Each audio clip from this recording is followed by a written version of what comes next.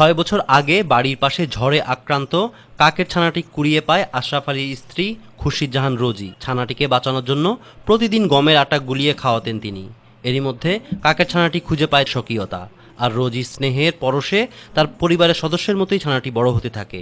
1 বছরের মাথায় রোজিকে মা বলে ডাকতে শুরু করে কাকটি। তার নাম রাখা হয় কামিনী। কামিনী তার কথার মহিমায় মাতিয়ে রাখে সমস্ত বাড়ি।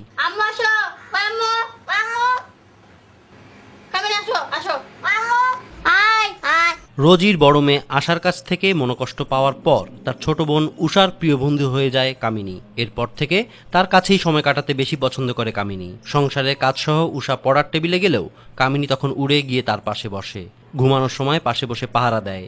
মশামাছি উষার আশেপাশে এলেই সেগুলো ধরে খেয়ে ফেলে কামিনী। ছোটবেলায় খাওয়াইছে, ওই বড় করেছে ওই, কিন্তু বড় হয়ে আমার সাথে সম্পর্ক। সবাই আপু বলে ডাকে, ওই আপু বলে ডাকে, আর আমি যাদেরকে নাম ধরে ডাকি ওই নাম ধরে ডাকে। এদিকে কাকের মুখে মানুষের কথা শুনতে এখন তাদের বাড়িতে ভিড় জমাচ্ছেন স্কুল কলেজের ছাত্রছাত্রী সহ হাজারো মানুষ।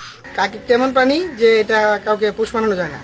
আসলে এটা অবাক কাণ্ড যে 3টি মেয়ে তারা কাকটাকে পোষ মানিয়েছে। কাকে কথা বলছে, মানুষের কন্ট্রোল দিয়ে কথা বলছে, এটা প্রথম দেখলাম জীবনে। বাস্তবে আজকে এখানে এসে দেখলাম যে কাক সত্যি সত্যি কথা বলে। বাবা, আব্বু, মা, আম্মু, খালা, খালু, মামা, মামি ও আপা, আপু সহ অনেক কথাই এখন বলতে পারে কাকটি। আমাদের সন্তানের মতন আব্বু, আম্মু, কাকা, চাচা এদের নাম ধরেও ডাকে। শিখানো নয়, নিজে থেকেই কাকটি মা বলে ডাকতে শুরু করে বলে জানান রোজি। সে আমাকে খুব ভালোবাসে, আমাকে আম্মা বলে ডাকে। আমার 2 মেয়ে, আমার মেয়ের মতোই ওকে আমি ভালোবাসি। রিদওয়ান করিম, ইসলামিক টেলিভিশন, নিউজ ডেস্ক।